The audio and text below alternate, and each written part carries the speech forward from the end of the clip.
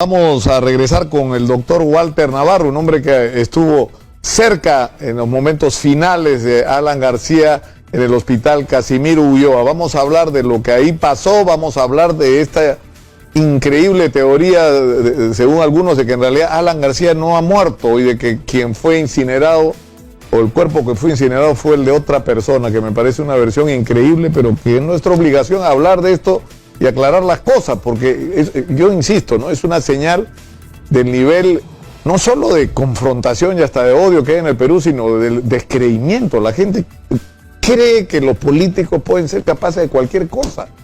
Así estamos. Vamos a la pausa y regresamos con este tema. Vamos a ir a la pausa y tras ella volvemos con el doctor Walter Navarro, que como ya dijimos es una persona que conocía cercanamente a Alan García y que además estuvo en el hospital Casimiro Ulloa la mañana trágica del fallecimiento de Alan García Pérez. Y tiene cosas importantes que contarnos. Con él regresamos tras la pausa. Está con nosotros Walter Navarro. Lo tuvimos hace poco hablando del tema de las células madres, pero Walter, bienvenido. Muchas gracias, Nicolás, y lamentamos en estos momentos tan difíciles de la política peruana. Vamos al tema. Es increíble desde ayer en las redes sociales y la gente ya a partir de eso lo está hablando. Es más, hoy día contaba la anécdota que he entrado a los estudios y lo primero que me han preguntado es si Alan García está vivo o no y si es verdad la versión de que han incinerado el cuerpo de otra persona. Y me parece increíble el nivel de desconfianza que hay en un sector importante de la sociedad peruana sobre lo que son capaces de hacer los políticos. Ahora, está claro que Alan García falleció. Tú has estado en el hospital Casimiro Ulloa. Bueno, este tema realmente es penoso. Estamos en una época de fake news, de la posverdad y donde se habla de muchas cosas, pero los hechos han sucedido y se pueden demostrar. Yo vivo cerca del hospital Casimiro Ulloa y la primera noticia que cuando nos despertamos fue la muerte, o en todo caso el suicidio del expresidente. Inmediatamente me acerqué al hospital. Y bueno, la información es que estaba grave, estaba en sala de operaciones. En ese momento no quise entrar por circunstancias obvias, ¿no? O sea, los médicos especialistas estaban haciendo su trabajo y era ocupar el espacio. Pero luego, cuando ya lo dieron por muerto a las 10:05 de la mañana, pudimos entrar y verlo, ¿no? Entonces, pero tú estabas al lado de la sala de operaciones, claro, ¿no es cierto? Con la familia. Sala de operaciones, con la familia, con algunos congresistas, etcétera, amigos. Y hemos visto el cadáver de él y se trataba de él. Entonces no podemos decir y inventar cosas porque me parece que eso es inhumano. Estamos en una época, creo, donde el odio y la inhumanidad está llegando a grados tremendos. Para comenzar por el final, ¿no es cierto? Por cruda que parezca esta discusión. Yo tengo en la mano el certificado de necropsia. El Ministerio Público, Instituto de Medicina Legal, el médico que certifica suscribe que el miércoles 17 de abril de 2019, Gabriel García Pérez Alan Gabriel Ludwig registró con el número 1431-2019, causa de muerte es contusión y laceración encefálica, traumatismo cráneoencefálico, herida perforante en cabeza, agente causante, proyectil de arma de fuego.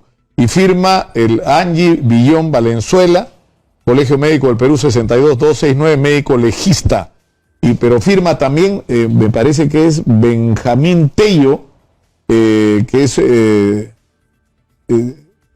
división de tanatología forense, porque tiene que haber una, digamos, certificación adicional a la del médico legista. Es decir, esto tiene dos firmas. Pero lo que me explicaba en el Instituto de Medicina Legal es que este certificado se emite luego de haber identificado al fallecido. O sea, tú no puedes asignarle una identidad a alguien de una manera voluntaria. Tú le tomas las huellas, identificas qué es la persona y ahí emites el certificado. Nicolás, primero quiero agradecer a todo el hospital, a todo el personal de salud del hospital, en nombre del director, el doctor Enrique Gutiérrez, que realmente puso a disposición de Alan García y de toda su familia el hospital para que pueda salir adelante. Lamentablemente el estado era muy grave. Pero lo que yo no puedo aceptar realmente es lo que pasó en las redes sociales, porque comenzaron a mandar las fotos, las tomografías. Eso me parece... Eso fue tremendo, ¿no? Porque además quienes los han hecho han sido probablemente personal de paramédicos, médicos o paramédicos internos, no se sabe. Y la ministra ha pedido que se investigue, pero yo creo que tenemos que parar eso. Y como alguien dijo, hay que guardar los celulares cuando entremos a un hospital. La Ley General de Salud número 26842 en su artículo 25 dice muy claramente que toda información del acto médico es totalmente reservada. Estos son fotos, son documentos de un acto médico y que no deberían haber salido del Ahora, del él tiene, vamos antes de ir a este tema, lo que ocurre es que hay una comunicación, entiendo, porque él tenía que ser sometido a una autopsia.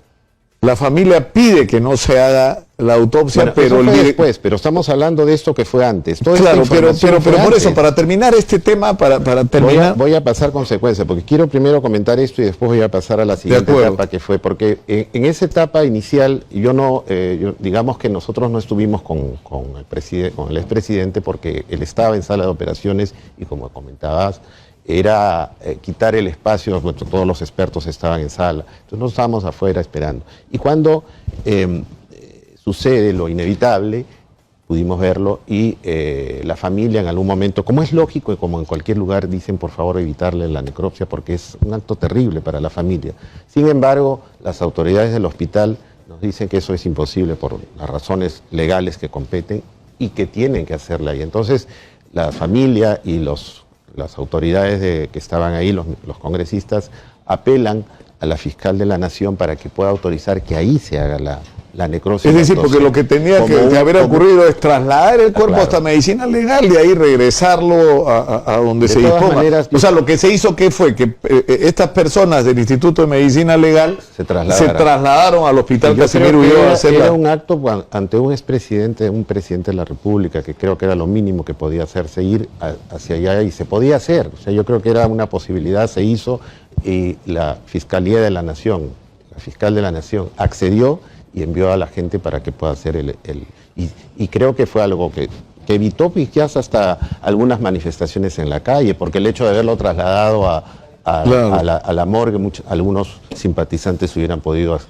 Ahora, él se dispara en la cabeza, pero no muere inmediatamente pese al balazo, ¿no es cierto?, que le atraviesa el cráneo. Y él llega en un estado muy crítico. Ahora, él fue trasladado en su propia camioneta, ¿no es cierto? Porque por la decisión de los policías de que se moría, si es que no lo movían rápido. Esa parte, bueno, no lo desconozco exactamente. Se informa que fue trasladado en su movilidad por el Estado y por la situación de emergencia inmediata. Fue trasladado inmediatamente al Casimiro Ulloa, pero lo que es cierto es que inmediatamente le dieron la atención y ahí ha estado la ministra de Salud presente en los últimos momentos y ella es la que además ha... Ahora, él tuvo 3 paros cardiorrespiratorios cuando estaban, pero ahora era muy difícil salvarse de esa situación, tenía una hemorragia, pero... Bueno, el glauco que manejan ahí es un glauco 5, ¿no? Que es ¿Qué significa esto? Es una evaluación neurológica donde miden la motilidad, el estado de conciencia y los estados funcionales de respiración, presión arterial, etcétera. Entonces su estado era crítico y las posibilidades de sobrevivir eran bastante limitadas. Entonces, definitivamente su estado era crítico y lamentablemente fallece, ¿no? Claro, pero se habla de 3 paros cardiorrespiratorios, pero ¿eso qué significa? Que en determinado momento tenía lo que el común de la gente llama muerte cerebral, o sea, ya, digamos, bueno, eso estaba mantenido con vida mecánicamente. Bueno, hace pocos días leí un artículo que salió en una revista de investigación donde decía de que habían matado a unos animalitos y le habían lo habían reanimado con circulación y habían encontrado que las células estaban vivas. Entonces el tema de la muerte cerebral es un tema muy difícil y polémico de definir. Lo cierto es que el estado era grave, era crítico y lo que decían los médicos ahí previo a la muerte de él es que si vivía probablemente iba a vivir con muchas secuelas, ¿no? Con secuelas tremendas y que iba a quizás quedar como un estado vegetal. Entonces sucedió lo peor, pero bueno.